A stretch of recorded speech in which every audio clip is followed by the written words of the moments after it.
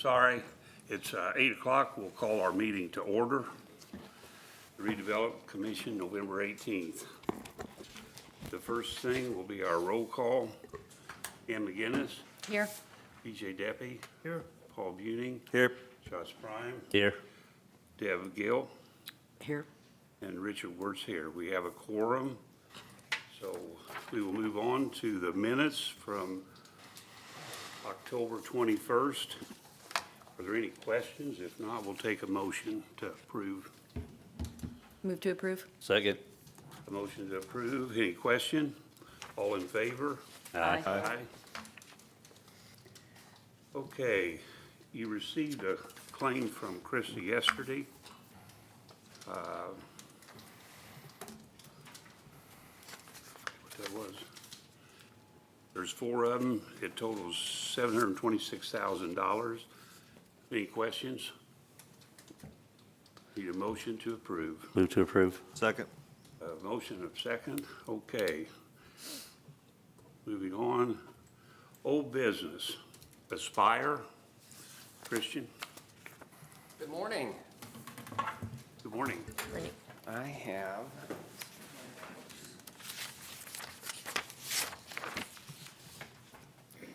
Thank you. I think a couple of you may have already received this. I wanted to make sure everybody had a copy. Thank you.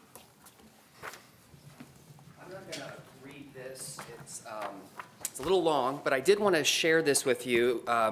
Last month when we were here, I just kind of gave a quick high-level overview of who we are and what we do. Obviously wasn't fully prepared to share that in detail, but I wanted to share with you these documents because I think they do a great job of explaining the services that we provide.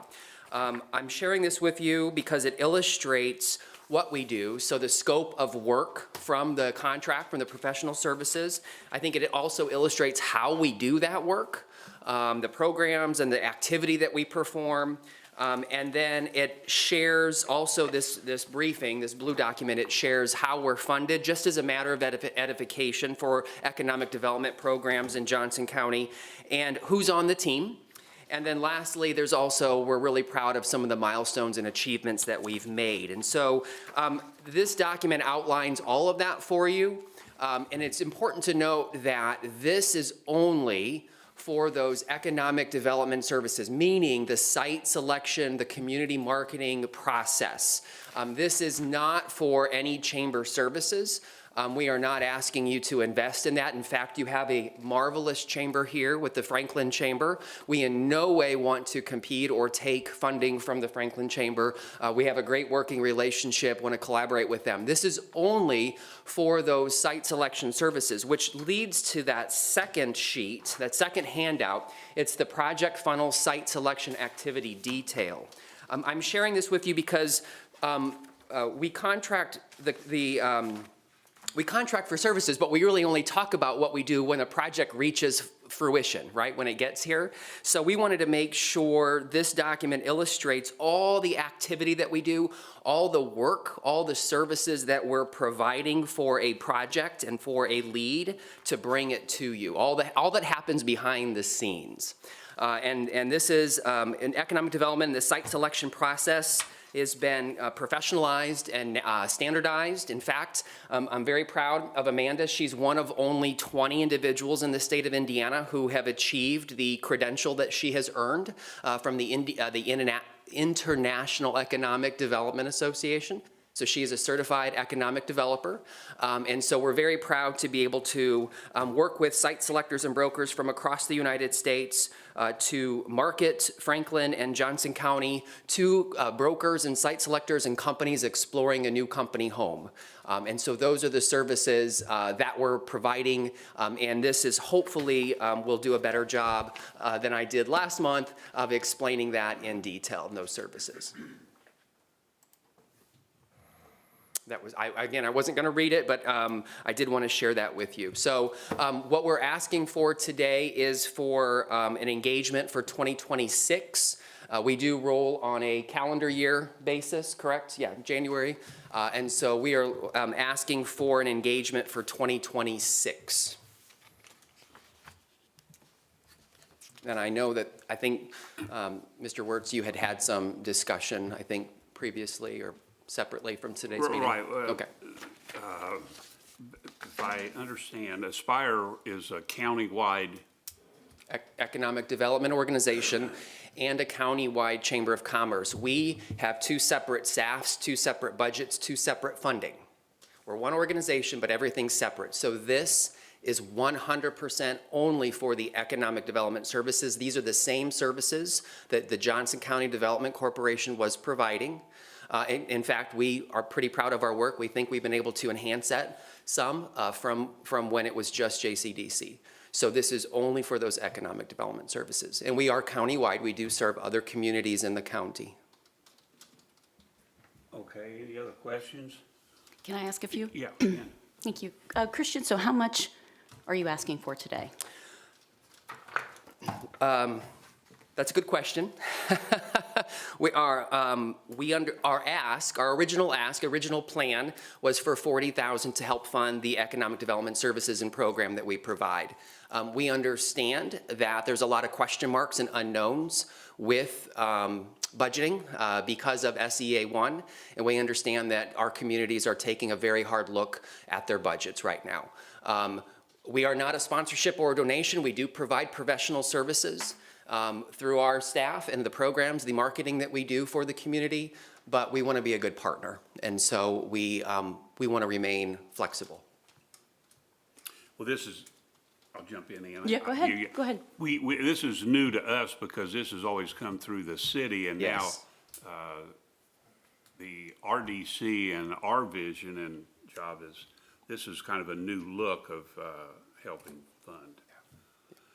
What we would recommend, I'm sorry, No, go ahead. Go ahead. what we would recommend is that we would want to have a separate meeting with you to review in detail some confidential information that we receive and those projects. We would want to make sure you're a part of those discussions on a monthly basis or an ongoing basis. And then we'd be happy to present at the RDC meeting a more detailed report of what we can. There's certain, because company projects are confidential, but we do want to report our activity in aggregate, and we'd like to be able to report that in this meeting. So can you provide, at these monthly updates or meetings, can you provide actual metrics? You know, you can come up here and you can tell us this is what Aspire does, this is how we can help Franklin.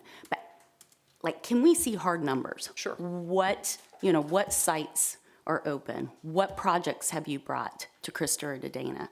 You know, what are we paying for? Yes, yes. And again, that's a great question, and the answer to that's why I wanted to provide this document, because we field about 100 projects. We evaluate about 100 projects a year, and are these a good fit for our communities? Some might be a great fit for Franklin, some might not be. And then we propose Franklin or other communities to those projects. But we'll provide metrics. Our dashboard is metric oriented, and we'll provide that. But the services is everything here. So it's a continuous process. So we are contacted for information, for site information, for demographics, for environmental, for utility information, and we are constantly in communication to provide that service. And so, the goal is to move that project along. Now, we can't control if the land rate is not as competitive as this company is finding in another location. We can't control interest rates. We can't control the incentive decisions of the city. We can't control environmental factors. But what we can control is providing the best customer service we can, making sure that we're constantly staying in front of the site selectors and these projects to wave the Franklin flag. And that's what we're doing. But yes, our dashboard will provide metrics in terms of the number of projects we've evaluated, the number of projects that we have submitted for, what those projects are in terms of jobs and investments. And so absolutely. And then there'll be a more detailed and private, more detailed discussion on the project themselves. Okay, in the past, when the city, and again, like Richard said, this is the first time it's coming to the RDC. In the past, your contract has been paid through the city, Correct. correct? So what did the city of Franklin pay last year?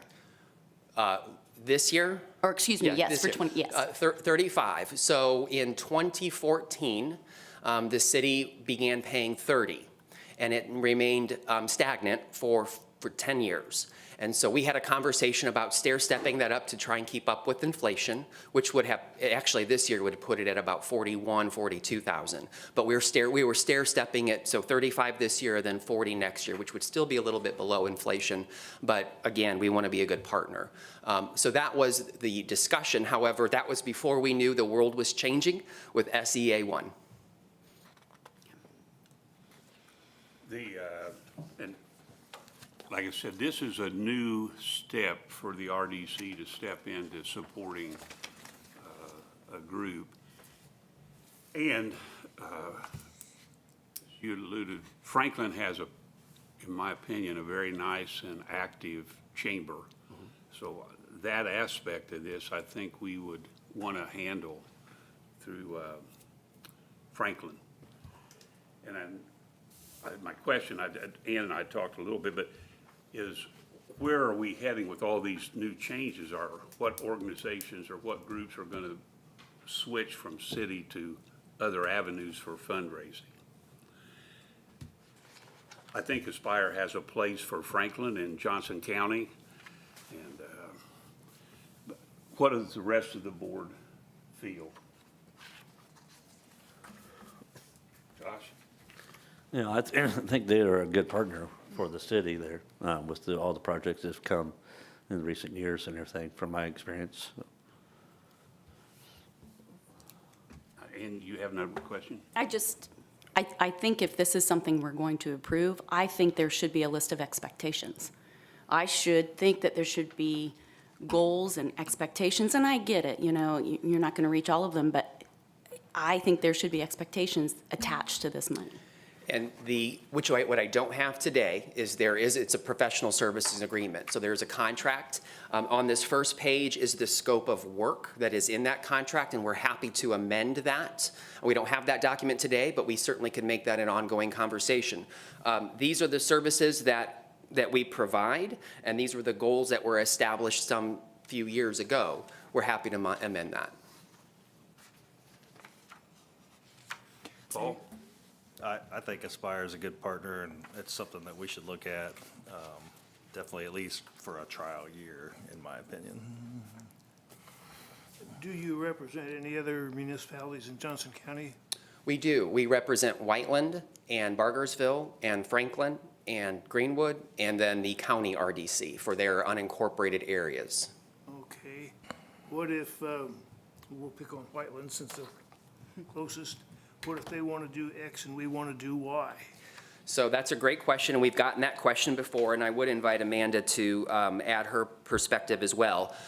Our experience is that maybe once a year, if that, when we get these projects, there are a list of criteria on where they need to be. They want a certain building size. They want certain ceiling height. They want certain floor depth. They want to be near a highway, within 2 or 3 miles. They want to be away from housing. There are so many criteria that we have to match, so we have to look all over. It is very rare, maybe once a year, where we have a best fit in 2 different communities. In that situation, we do submit both. You do what? We do submit both if we have that situation, but it's a very rare occasion. We don't pick favorites. Again, our job is to make sure we are providing the company with the best fit for that project. Okay, Christian, I'm going to lead to Ann's comments. If we're going to go forward, and I know you do site selections, and I know our mayor is involved, but we have not been involved until it comes down to money. We're unaware a lot of times of the available sites, the business retention to keep our businesses here. And I think it would be very valuable to have expectations in monthly meetings, whether they're in an open meeting or a confidential meeting setting. And I would recommend that on a one-year trial that we would invest $30,000 and then see how Aspire does with the expectations and the information for, because we're a new entity in this process. And that'll allow us to help with our chamber. If I could add, so we have been having those monthly meetings with Amanda, with Dana and the mayor and I after our RDC meetings every month. So I think this is just kind of changing that format. We'll probably still meet afterwards just for some of the private information that can't be shared in a public meeting. But there are, like Christian said, there are a lot of things that can be shared with you. And we've also discussed internally about getting some of you as RDC members involved in some of the other programming that they offer and different legislative updates and those kinds of things, just to kind of see the behind the scenes of the work that's being done as well, because I think Dana and Steve and I see that on a regular basis, but that's maybe not visible to all of you, so. Yeah, we'd love that.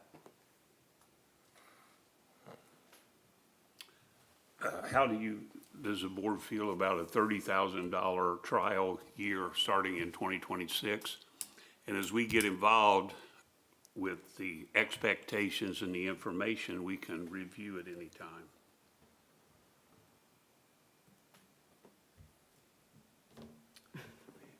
I guess could I make a motion? Sure. Sure, why not? I'll make a motion that the RDC do the commitment for 2026 at $30,000 with monthly meetings and setting up some expectations along with your contract. I'll second that. Any question? All in favor? Aye. Aye. Opposed? Christian, thank you. Thank you We look very forward much. to this venture, and We do too. hopefully it proves very successful for Aspire and for Franklin. Thank you. We do too. Thank you very much.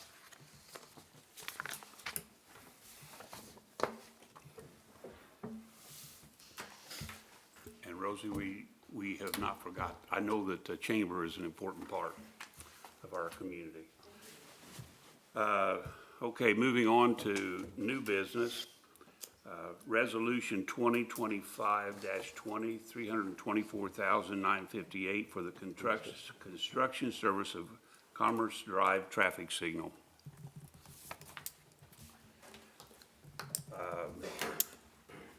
Mark? Or Matt?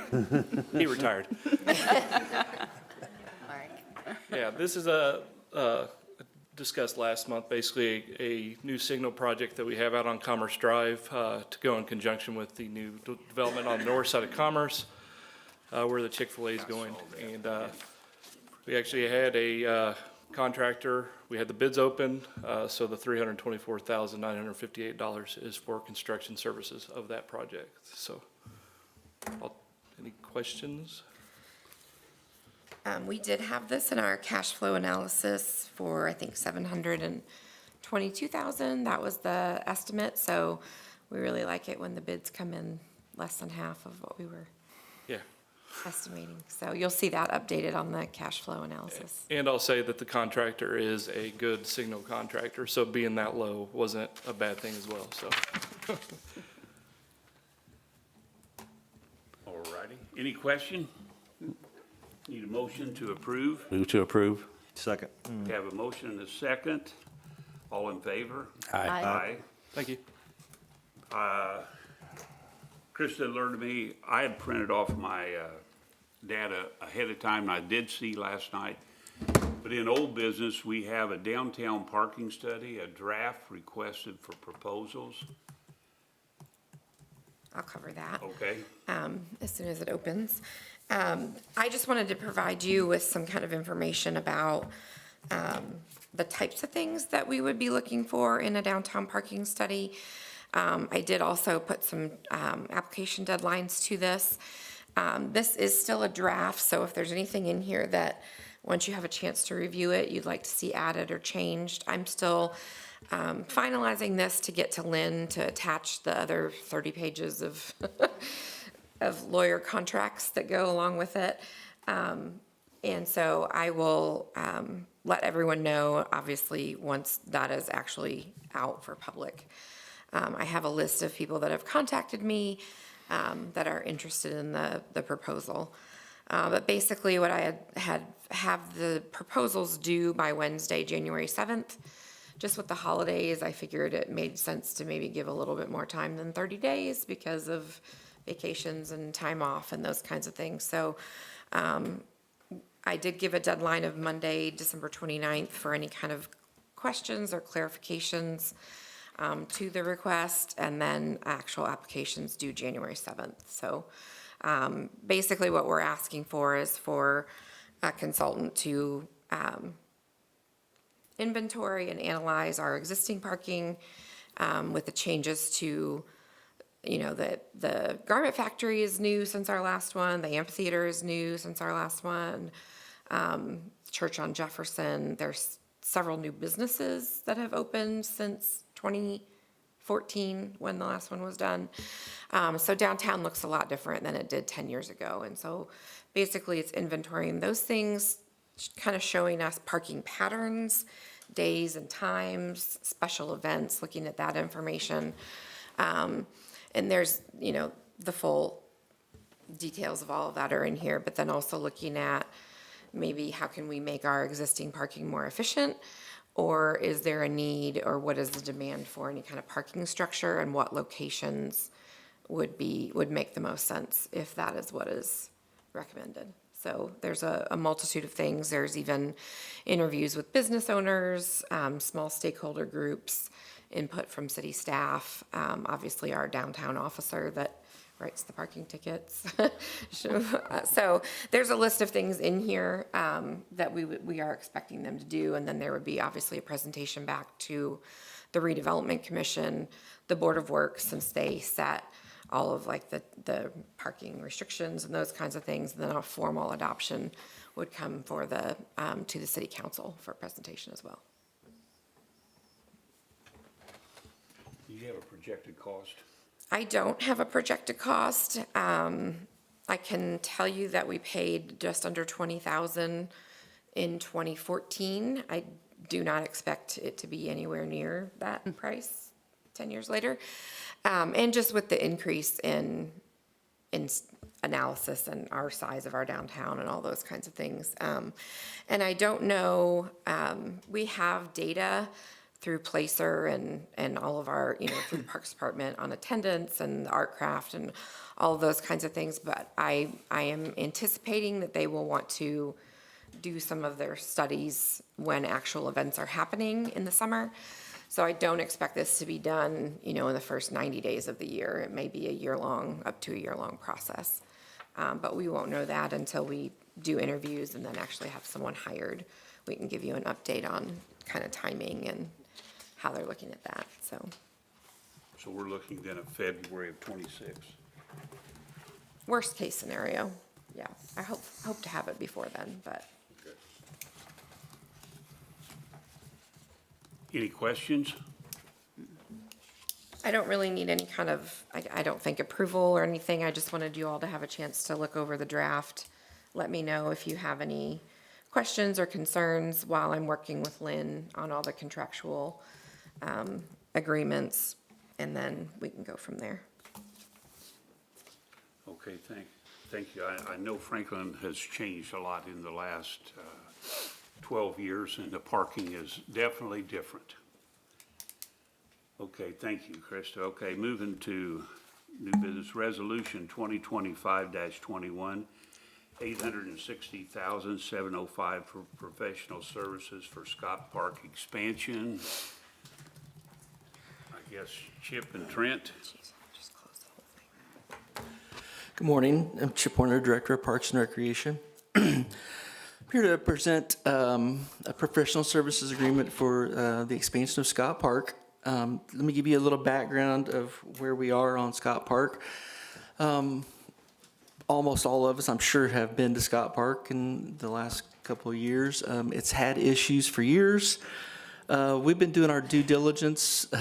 Honestly, I've tried to think real quick yesterday. About 15 years we've been discussing this project, trying to figure out what would be the best, most economical way to expand youth sports offerings in the community. Last couple of years, it's really picked up a lot because we went out and tried to find different sites to do this at. You know this because you've been involved in the purchase of the current property that we just bought. But if people don't know that we've also looked at other sites. We looked at a site out by 65 that ended up being 4 or 5 times what we purchased the Scott Park property that we currently this year bought. So you know that we bought the approximately 35 acres that's just north of this current Scott Park, that's off of Commerce Drive. A couple of things we've tried to solve in that issue. One is, we all know this because we live here, but when you try to access Scott Park, you have to drive through a neighborhood to do that. That neighborhood was not meant to be a main entrance to a sports complex. You know this if you've been out there with kids or grandkids, that on a typical day of baseball, the parking spills out onto the road, which then makes it a one-lane road because you have people parked on both sides. So it's become an issue for the neighborhood as well. Parking, there's no better word than atrocious at Scott Park, because it probably has the maximum capacity currently is probably in the 180 range. Which is woefully under what it should be for what we use it for out there. So one of the goals was to, with the site that you bought this year, was to try to get the main entrance off of that neighborhood back onto Commerce Drive, which is one of the things you'll see on this concept plan. I'm sure you've looked at the concept plan. We have had numerous meetings with stakeholders, trying to figure out not only what we could fit on here, but what would all this look like if we all put this all together and made it all work.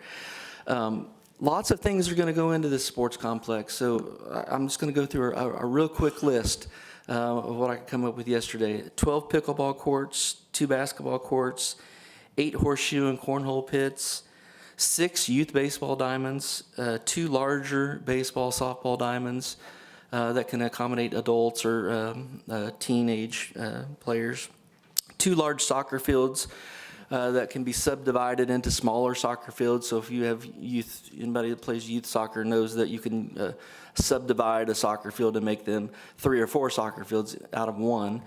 That can also dub as a youth football field if we wanted to as well. 2 playgrounds, a splash pad, 2 concession stands, which one of them currently exists on the existing side, 2 restroom facilities, parking for 800 plus parking spots. So we're going to go from 180 to 800, which is honestly probably still not enough, but it's a maximum we could get on there. 2 fishing piers, because we now own a pond. So it's something that we currently don't offer in the Parks Department, so that would be an alternative activity that we could do. Numerous shelters. One of the cool things I think is neat about this project is the Scott Park neighborhood there currently does not have access to the Greenway Trail. There's just no access to them. This project will give that whole neighborhood now access to the Greenway Trail on Commerce Drive. And if you know anything about our trail system, once you get on it, I can go anywhere. I can go downtown from that point if we wanted to on the trail. How you do that, as you can ask me this question, is we're going to put a couple of pedestrian bridges, because one of the challenges of this site is that it is intersected by Canary Creek that runs through it. So we have to be able to get people on both sides of the park, so we're going to do that with pedestrian bridges. Sports lighting, all kinds of different stuff that are going to go into this project. One of the things that we've talked about, because I've met with several of the youth sports organizations in town, is we're trying to phase this project into where they don't lose a baseball season when we're constructing this. So what you'll see is the north side being constructed, as they're still playing baseball on the south side. And then once the north side's done, they'll make that flip, and then they'll play on the north side, and then we'll construct the south side. So this may end up being more than a year project. It may end up being a 2-year project because we're trying not to lose those seasons. Crossroad Engineers is the lead on the project. Trent is here. He's going to answer all your technical questions that I don't know anything about. And they have done a really good job of getting a team together. They have landscape architects. They have architects that will work on buildings. Trent will be, and his group will be the lead on this project. And I'll answer any questions you have unless you want to talk to the technical guy. I know nothing about drainage, so he's the expert. So. Thank you for the update. You got it. Well, Chip did such a wonderful job there. I'm not sure I have anything to add, except for there are some challenges. The yellow lines that you see dashed are actual floodway lines, so not floodplain, but floodway. Similar challenges to what we had when we did the amphitheater project, though, and that's a project that we led the team through as well. The good news is we don't have as many buildings that are down in that area like you did down where the amphitheater was, but we still do have the challenges of working with DNR, and this is a county legal drain, so we have to work with them. As Chip said, we've had a lot of meetings already this year with quite a few stakeholders at the table, starting back, I'd say, probably in the spring, maybe winter. Probably didn't go as fast as everybody wanted to, but we really wanted to get everybody at the table, have a good understanding of what was desired on the project, and then we wanted to meet with the county for the drainage aspect and so forth, just to make sure that what we were wanting to do, we could all get on the same page there, because it's kind of got some unique situations with the floodway through there. So our hope is, as Chip said, we have a lot of team members. We're probably, our firm, Crossroad, is probably about 60% of this project, but that includes leading it, the overall management of it. But we have a heavy lift with our sub-consultants for architecture, landscape architecture, geotech, and some wetlands work as well, due to the nature of the site. So we're hoping we can get started right away, because I know they want to break ground, as soon as they can. I think our hopes are that if everything goes well, we could break ground late in '26. But that's going to depend a lot on the permitting duration with DNR. We've seen those go as fast as 4 months. We've seen them go as long as a year. And it's just kind of hard to tell depending on the nature of the project. I'd be happy to answer any other questions. Trent, this was a question that somebody asked me, that in the past, there's been water retention on that property. And I guess when Canary Creek decides to have a little extra rain, it gets out of the banks. So are you addressing that so that we'll have the flow to keep it available for baseball, softball? Yeah. So two different, the pond that Chip referenced that you can see on the top of the map is actually higher than the site. So that is an actual detention basin for the commercial development to the west of it. We won't be necessarily impacting it or expanding it, because again, it's higher than our site, so we can't get our drainage to it to take advantage of expanding it. But we'll maintain it, be able to use it now as a park space, as Chip said, with some access to it for fishing, etc. The site itself, the plan that we've presented to the county is a two-stage ditch scenario.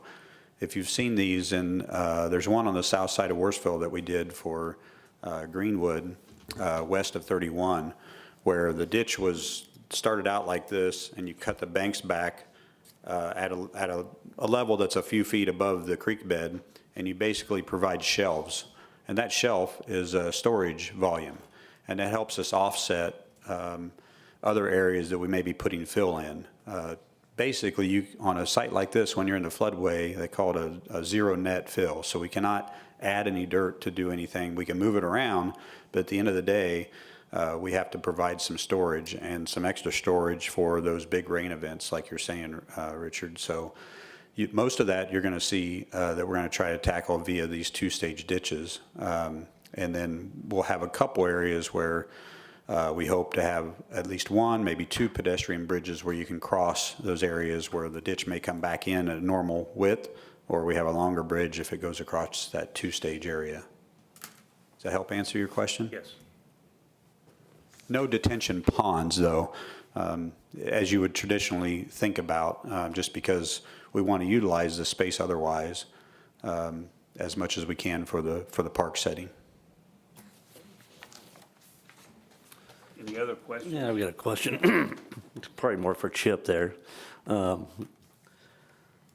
the plans, are we going to have any kind of cameras in the park area around the baseball diamonds and everything? 'Cause I know that we've had issues with kids and everything doing vandalism and everything, and I hate to, for us to have a brand-new park and, things start getting tore up and everything, so. Yeah. So we're getting into the details a little bit, but these fields may be turfed. And one of the things that if we're gonna put that kind of investment into a turf field, we're definitely gonna camera them. We're never gonna have them, I wouldn't say lock them up all the time, because we do want public access to them too. But maybe not all of them, right? We may have certain fields that have access to them all the time and some that don't. But this whole thing will be cameraed. If you don't know much about me, I know Deb knows because she's on the park board, but I love security cameras. The best camera facility in the whole city is the Active Adult Center at the current moment. So anything that we can do, obviously, to protect that investment, of course, we would do, so. Thank you. Anything else? Okay, thanks, Trent. Thank you. Chip, would take a motion for resolution 2025-21 for $860,705. Move to approve. Second. Motion and second. All in favor? Aye. Aye. Okay, thank you. Moving on to Dana, the Franklin College Innovative Park. Yes, good morning. I'm sure you guys all know and have heard and remember that the state did a program for several years, quality of life and infrastructure program called READY. They had READY 1 and READY 2. These were grants that they made, matching grants that they made to different municipalities in areas for infrastructure and quality of life programs. The city received 4 READY 1 grants. They were 2 for infrastructure, 2 for quality of life, and then they had a second round called READY 2. The READY 2 grants we received, our first one was for the Active Adult Center for $750,000, and we have a second one, which will probably be the final one. I think this program has run its course, so this will probably be the last one that we have done, but it is a partnership for us with Franklin College. As you know, Franklin College has a very large, very ambitious, wonderful program, or wonderful project that they're trying to work out on Umberger Lane and Greensburg Road with Innovation Park. Innovation Park is, for them, it's going to be a very large area that is going to have a technical manufacturing, advanced manufacturing industrial area. There will be housing, there will be commercial parts. So that's the large project. For the city, we have partnered with them on the industrial technical portion of that, not the housing, not the commercial. We have worked with them to obtain this READY grant. It had to go through the municipalities, so that's why we are partners with them. And the state is in the process of granting us a matching grant of $500,000 that will go for the infrastructure for this industrial technical area. So they're looking at 2 large buildings that can house research and development, bioscience, things like that. So it will be highly skilled, highly paid jobs that will be in advanced manufacturing, something that we would love to see bringing more into the city. It's a great opportunity for the college. They will have internships for their students, and hopefully they will be able to move right into very good, well-paid jobs and stay here in Franklin, and we can keep our kids here, which is woohoo. And I'm sure you'd love that too. You're just like me. You got kids that are gone everywhere. So that's kind of the participation portion of that. We've been working through this for quite some time. IEDC has been the lead going through these projects, and they've been asking for a lot of data, a lot of paperwork, a lot of things, and they have now come to us. and told us that through this grant, we need to provide them the documentation that states that we have our match and we have agreed to do this match. So the match, as I said, is $500,000. So that is what I am coming before you today, is to work with the RDC. The mayor has worked with the college. I don't know if you have anything else to add with that, Steve. But our match is the $500,000. IEDC really wants us to be able to show a commitment to our portion of this project. So that is why I'm here today, is to ask you if you would provide that commitment for that. And then I believe, Ellen, we will have to prepare a resolution for this match, correct? So Krista, so I think that's where I'm at. So I'm happy to answer any questions about that. I know this is all different and new, and this is not how any of the other ready projects were run. Is this supposed to be at the east end of the land? Yes, By yeah, Lover's Lane? by Greensburg Road, down on that. What? By Greensburg Road, down on that side. Well, the Greensburg Road essentially is east-west, so when you say it's by Greensburg Road, that doesn't tell me It's- a whole lot. It's on, if you're looking at that property, it's on the southeast side, kind of that corner, I think is where they're running this. So they have over 200 acres, and a large portion of this is going to be, they're going to have a lot of single-family housing, they have some multifamily options, they have some commercial development. So this is going to be that portion that is, trying to get my directions, southeast, I think. Dana, do they have a presentation with all of these components together? Yes, they have gone through, they created actually a PUD, and it went through the Plan Commission and City Council. Is it possible for you to get that information to I sure the can. parties?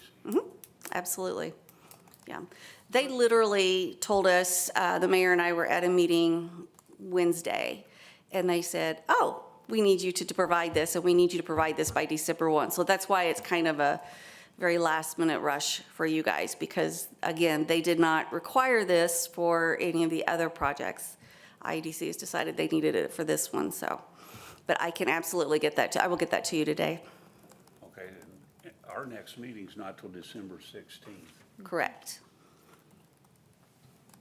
and you need this by December 1st. I talked to them, and if we can show the minutes from the meeting today, that you have agreed to move forward to consider this, I think that they will let us bring that in. But they just need to know that, they just want some assurances that the city does have the availability for their portion, our portion of the match. Is this in your cash flow projections? I was just looking at that, and I don't No, see it. I don't off- think it is, off because the like I said, top. this has been very last We minute. weren't really sure what year to Right. expect this to happen. I don't think it's gonna be anytime remotely soon. Could be maybe 27 even. And maybe I have it there. I haven't looked in 27 yet. No, I don't. So, no, we don't have it listed, but even if we did include it in the projects under consideration, we would still have a $2 million fund balance after the 500,000, so cash flow wise, we're okay. And obviously, if there are deadlines to this being completed, and if for whatever reason, the timing of it doesn't work, then we're released Correct. from this commitment. Yes, we've made that very clear, and it's in all of the documentation, that our portion is solely for that infrastructure for those two buildings. So if for some reason that portion of the project does not transpire, or they do not get it moving within the time frame, which is the end of 2027, to begin work on that, then we are released from that. Wasn't all of that ground rezoned as a PUD? Yes. So theoretically, they can build on it anywhere they want. I don't. Within the boundaries of what the PUD says, yes. So that's what I say, if they choose, if for some reason they decided not to do these buildings, then we would not participate, because the grant is very specific, that it is for the infrastructure for these technical buildings. So they cannot take these dollars and do something else with. They can't take these dollars and do something in the housing portion. That would not be permitted. So to answer the one question, where are these buildings proposed? It would actually be on the south west side of where the ball diamonds are that they have now, their sports park. They would just go to the east of that, but it doesn't go all the way back to the subdivision that's there now. There will be, it's kind of hard to visualize, but there would be a couple buildings off of Greensburg Road, and then it turns into some housing that backs up to the addition that's already there. And those lots, I know that was a big part of some of the complaints from the neighborhood. The lots that back up to the current lots is going to be the same size. So you're not going to have a current neighborhood that has a big backyard and 3 backyards in it. It's going to match what those yards are. That's what they have proposed. And it's actually just been to tech review. The Plan Commission, they started all over because their time limit ran out whenever they got approved at the Plan Commission. So it has started over. They've been tech review, and it's just been the plating process, which has not showed the major plan yet. That will be the next step that they have for the planning department. If that helps clarify a little bit.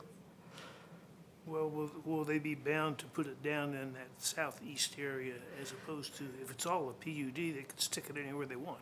Yeah, but once they put the PUD in place, what they have is what's proposed is what they're going to be bound to. Now, the housing part of it, the PUD is for the standards because they want, and we want as a city, we want higher standard housing in that district. So that is mainly what they're going for. The buildings will be kind of like you would see in our gateway area. They would be a brick structure that matches what the college has. It's a pretty extensive plan. That the housing component, I would say it's going to be down the road because they don't have a developer yet that wants to build the custom homes that we all want. So they'll hold out for that. That's what the PUD is going to try to cover the housing pretty well. I don't know, Mayor or Dana, but this is maybe a 2-year project, but you need a commitment before December 1st from the RDC on $500,000. Correct, just that you would consider it, yes, that you're going through the process to consider it and have this on your agenda for December. Okay, I'm not sure. Would somebody like to make that motion? I know, this one has not been an easy project, I will tell you. When MPO ran the Ready One, it was a much simpler process. IEDC is really kind of. And I will tell you, the Look it up. IEDC is, we changed governors. The IEDC has went through a big change. We still haven't gotten our $750,000 grant for the Active Adult Center through the IEDC, but I was told yesterday it's going to happen. They're just going through their process of double checking how they want to see the books go from the last regime. Also, just to note that resolutions expire at the end of each calendar year if they're not encumbered into the next year. So I had this discussion with Dana. It seems a little bit like unnecessary work for us to be doing, but it is a requirement of the grant to keep it, an option for next year. So while we would prepare and, advertise and vote on a resolution at the December meeting, it does expire at the end of the year, and we won't have any kind of contract to re-encumber it. So we will have to approve another resolution at a later time. It's a little frustrating. Also, there's about 20 other communities that's going through the same thing. Belong to CERTA, Central Indiana Regional Development Authority, that we are part of. I'm actually on the executive board there. There's 30, I think there's 32 members. There's about 20 of these grants that's out there that's, everybody's jumping through the same hoops to make sure they have documented their matching part of it. And there's actually been a couple communities that's given the money back for what they was granted because they couldn't get their project moving fast enough. Franklin College does have a developer now that they're working with. It's no secret, it's Patch Development, who bought our shell building where D&H Orthodontics is there. So it's a developer that's capable of doing the project. Okay. You want to try to make that, I don't know exactly. Hang on. the wording. It's going around in my head. All right, so I will move to approve consideration of a $500,000 match for the Ready grant. Yes. And ask that it be placed on the RDC December 2025 agenda. Okay. Second. Need a second. Okay, we have a second. Any discussion? All in favor? Aye. Aye. Opposed? I abstain. We have one abstain. Dana, so you can tell them that we're going to look at it in Move this December, forward. and Yes. then we'll have to reevaluate in '26. Yes, we will. Yeah. Sounds like both of you have been through a lot of work for As I this. said, this second round was not anything like the first round was very clear and very straightforward. This round, the first round was run through the MPO. This round has been run through IDC. It's definitely been a different experience. Yes, thank you. Thank you. Okay, while I'm standing here, I just want to tell you, Krista wanted me to remind everyone that whenever you speak, you have to come up to the podium because the recording doesn't pick it up. So I did my part, Krista. Thank you, Steve. Appreciate it. And so does Rachel. Okay, thank you. Aspire, a monthly update. Amanda? Right. Yeah, and so this will be some of that reporting. So Amanda Rebedu, Aspire, Johnson County, and I've got handouts.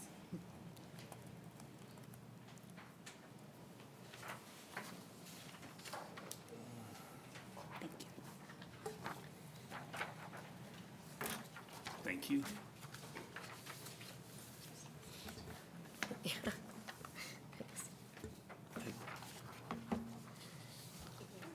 Thank you.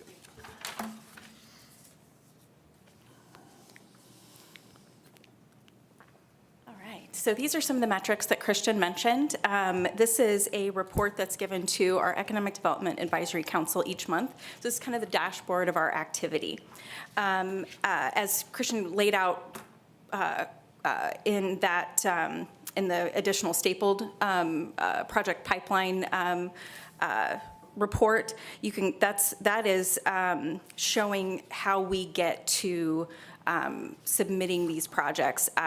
I provided a presentation a couple of months ago with the funnel and talked about how we work with IEDC, we work with brokers, we work with site selectors to connect on these projects and see if we can match up a good fit for our communities. So the information that you're seeing here is countywide. You can kind of see from the month-to-month lead response activity, that yellow line is this year. And it's been all over the place. I've reported previously that it was a very, very quiet summer. We perked back up a little bit in August, and it's kind of, towards the end of the year, we start to see a little bit of a lag anyway. The tariffs are making an impact on company decisions, things like that. Some of those outside factors are certainly making an impact, and some of the shift in, as Mayor mentioned, how IEDC is functioning right now. There's been a little bit of a little bit of a shift there, and so we've seen a change in some of those projects coming in from them as well. Going to the little yellow box there, the lead pipeline.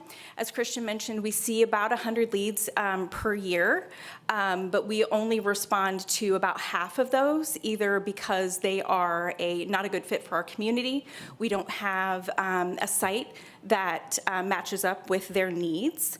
And so I think I mentioned in my presentation previously, we play defense as much as we play offense. And so we make sure that any project that we're going to be submitting a site for is going to be a good fit and is going to have the wages that we're looking for and is going to have the, is not going to be environmentally impactful or a challenge for our communities. We do have 4 active projects currently.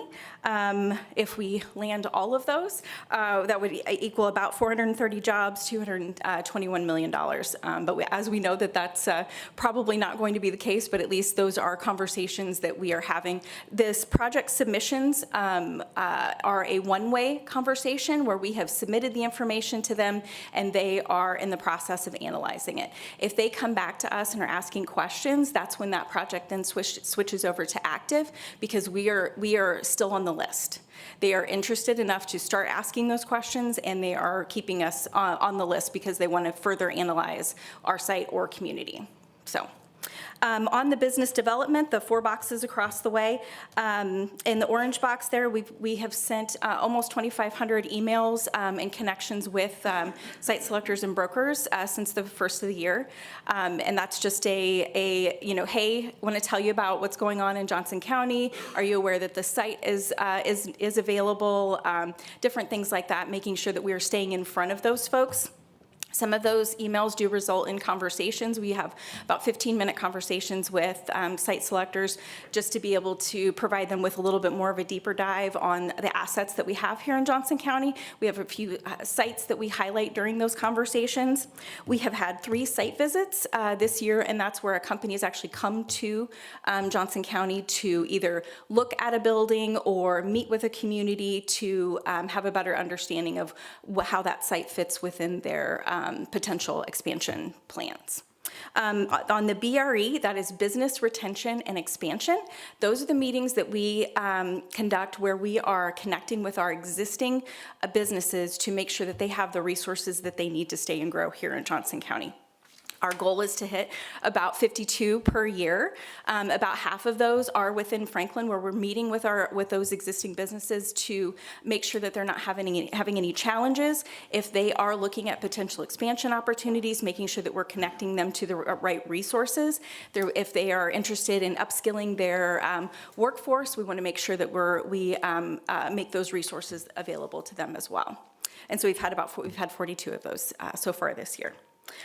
We are in the process of updating our strategic plan. So Ann, you mentioned some of those goals. We are, right now, we are drilling down on what those kind of overarching goals for our economic development efforts are going to look like. They're going to be really focused on attraction, retention, and growth, both within business and industry and within our workforce is kind of where we're starting to drill down. We've been talking about some of our target industries and kind of making that a little bit more of a targeted strategic focus. And so those are some of the conversations that we've had, hoping to get a draft and get that wrapped up and finalized end of the year, first of the year. Right around in there. So we're taking a little bit longer than we anticipated, than I anticipated, but we're going to be, we're again putting that together. So I'll have an extended presentation after the first of the year for you guys on that. BRE updates. Pat is our BRE specialist, our economic development specialist. She's attended these meetings with me before.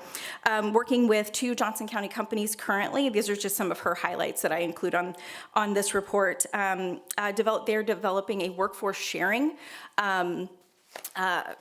agreement that could ultimately be scaled across some of their national platforms. In one of these meetings, she was having a conversation with them, and they were concerned about one of their, sorry, I'm going to try to be as vague as possible. They had an excess of a particular field. the other company had a need for that particular field. And so in those meetings, she's like, wait a minute, let's pair these folks up and see what happens. And so this is starting to develop into a potential work sharing agreement. So we're excited about that. She's been hearing a lot about, from our area manufacturers, that machine maintenance technicians are in very high demand currently. Been hearing that for quite a while. So that's a very high paid position, but not necessarily one that, that we see a lot of applicants for. So any questions on this report? Thank you, a lot of information. Yes, yes. So if there is something particular, this is what I would like to continue presenting to you guys. If there are any particular data points that you're interested in that I'm able to share in a public setting, I would be glad to do that. So please, if kind of percolate on that, and if there's anything additional that you would like to learn in these public meetings, please let me know. Okay? Thank you. Any questions? Thank you. Thank you, Amanda. Thanks. Okay, financial report, Krista. Okay, so you do have the updated October financial report. Get that to come up here. I did update all of the resolutions of what's been spent down on those. And then also just wanted to highlight, we have had some small grant reimbursements, but we have, on the income side, brought in over 155,000 just through October in interest on our accounts. So that's always good to see. And then, so our total receipts, 7,431,000.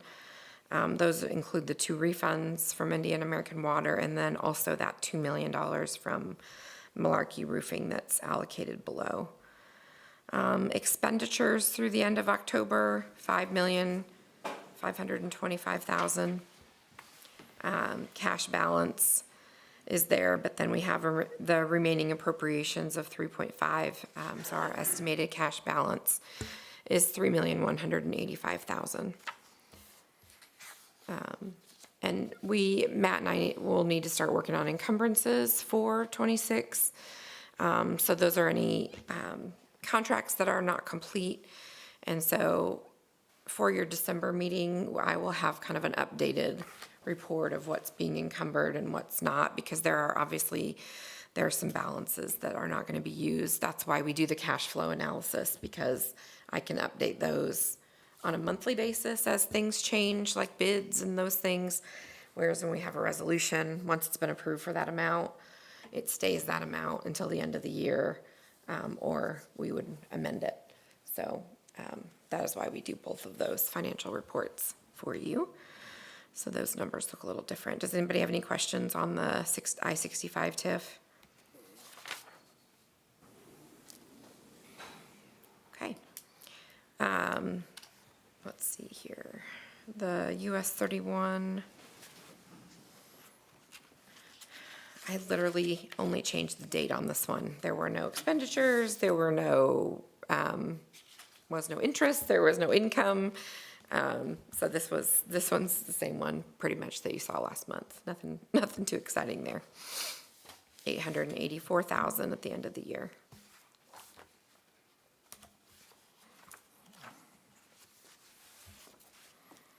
Let me bring up the cash flow. So this was updated. As I mentioned before, this was updated with the numbers for the stoplight installation, when the bid came in for that. And I did check some of the other resolutions as well.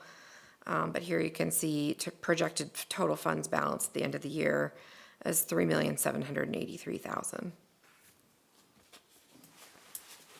And then there's the projects under consideration. So I'll move those 2 up that were approved today.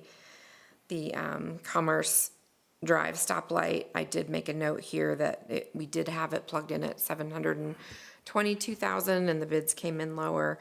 And then the Scott Park design contract down here is, I did adjust that. There was a kind of a question mark there before instead of now that we have that number. So I will move those up.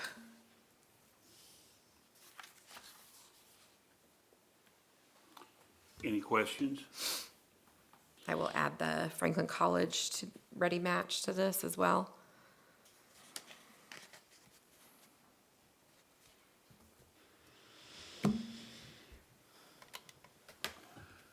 Okay, if there's no questions, thank you, Krista. And we'll be ready for December. Just as a note to everyone, December 16th at 8 o'clock is our next meeting. Moving on to public comments. Chip, anything else? Matt, Dana, Mayor, Rosie? Well, we are working for 2026. Come up to the podium, please. Sorry about that, Rachel. Rosie Chambers, Franklin Chamber of Commerce. We are working for 2026, so public-facing, the Franklin Chamber is a little quiet right now, but behind the scenes, we're getting very busy for programming and all the things that we do as a Chamber of Commerce. One of the biggest things that we're working toward is strategically trying to help our businesses along the 31 corridor. We know that through Placer AI that traffic is down significantly, and our businesses could be potentially hurting during this construction period. So we're working with City of Franklin, Mayor Barnett.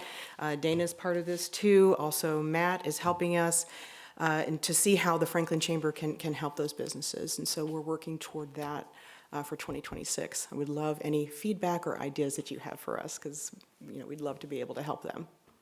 Of course, also say the city address, and I know I mentioned this before, but do put this on your calendar. This is something the Franklin Chamber hosts in partnership with the City of Franklin. It'll be held February 11th this year at Garment Factory. Thank you very much. Thank you. Joe, anything? Thank you all for what you do. BJ? Nothing. Paul? Ann? No, Josh? Nope. Deb? I have a few things. Okay. Just to report, the Mary Poppins musical was a great success that was recently held and included a variety of students from high school, Custer Baker, and elementary ages. Dr. Clendenning just finished his school visits last week, listening to teachers and support staff regarding concerns, joys, and celebrations. Student behaviors are a common concern and will be addressed as we continue to develop our strategic plan. Creekside students recently had a movie matinee day and are excited for the school Santa shop to open on December 1st. At a recent Chamber of Commerce meeting, Mayor Barnett, President Prather, Dr. Dunkel, and Dr. Clendenning presented thoughts and discussion topics regarding 2025 and highlighted successes and visions for the future. Athletic Director Bill Doty and Dr. Clendenning discussed developing a seminar for our coaches surrounding athlete mental health. The corporation, with the assistance of Doug Cox, is in the process of establishing our own police department. All officers will be trained at the Police Academy in Plainfield. Veterans Day programs were held throughout the corporation. I attended the one at Northwood, and it was well attended and very respectful and patriotic. Adjustments to the high school final exam schedule are being worked on. This is necessary to improve student attendance and state accountability. It will limit the number of exams per day, improve successes, and reduce downtime for students who don't have exams during certain periods, which will benefit attendance and reduce stress. Chip, this is important for you. Soil stabilization process is finished at the high school. So will prevent future problems with the installation of turf and maintenance of turf. The Cub Academy outside structure is complete, and work is now moving inside. Parking lots at the Cub Academy are finished except for ceiling. Teachers and administrator contracts have been signed. The contracts reflect a 2.25% increase for highly effective evaluations. Support staff raises are next on the agenda. And last but not least, everybody involved is looking forward to Thanksgiving break. That's it. Okay, thank you. Krista, we have some events coming up in downtown Franklin in December. The holiday lighting and winter market are coming up. There's also that Friday before is the first Friday, and there's going to be a downtown chocolate walk for stores that are participating. It is a free event, so if you like truffles, there's going to be lots of flavored truffles around downtown to get you out and shopping late on a Friday evening. And then the holiday lighting ceremony is Saturday, and of course there's things all day long. And the winter market is bigger than ever. I think there's almost 180 vendors this year, which we used to be happy if we got 50. So that's huge, and the majority of them will be outside, and then they'll still be full at the Elks upstairs as well. So that's from 1 to 8, and then the lighting, of course, is at 7. So, and there's a lighted parade at 5. All kinds of, and a cookie contest and all the things. So be a good weekend. Thank you. Sounds like a lot of busy activities for Franklin. With no further business, we'll adjourn our meeting. Thank you for attending.